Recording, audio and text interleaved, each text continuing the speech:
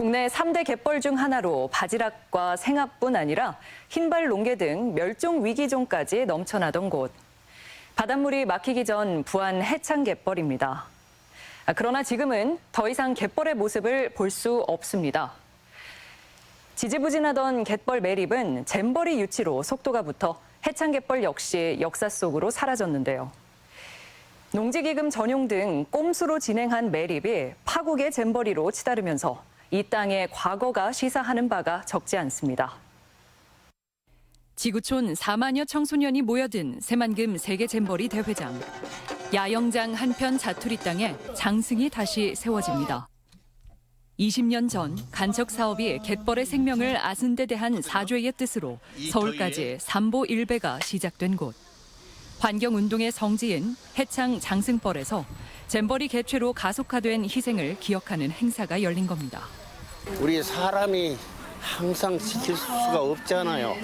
내 대신에 그래도 상징적인 이 존재가 이 살아있던 갯벌에서 지키고 있다.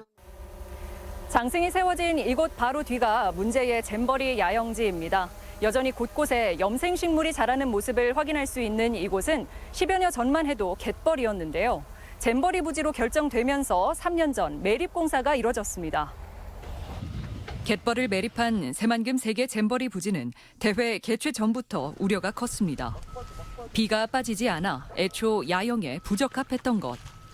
조속한 개발을 강행하기 위해 갯벌의 생태를 무시한 결과라는 지적이 불가피해 보입니다.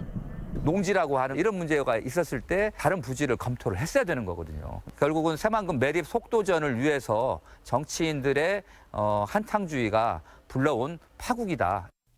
우리나라 갯벌은 1,300만 톤의 탄소 저장고로 최근에는 유네스코 세계유산으로 등재될 만큼 세계적인 위상을 인정받고 있습니다. 갯벌의 생태적 가치가 개발 이익보다 높다는 주장이 설득력을 얻고 있는 상황. 하지만 매립이 진행 중인 새만금 갯벌은 오히려 480만 톤의 이산화탄소를 배출하며 죽음의 땅으로 변하고 있습니다.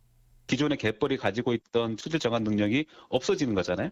오히려 그 온실가스를 더 증가시키는 결과를 일으키거든요. 생태계 가치가 완전히 사라지는 거니까.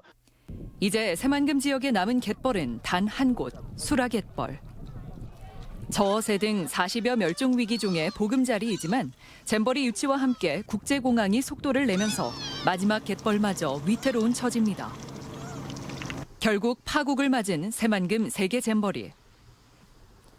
갯벌을 제대로 활용하는 길이 무분별한 훼손과 개발이었는지 쓸쓸함만을 안겨주고 있습니다.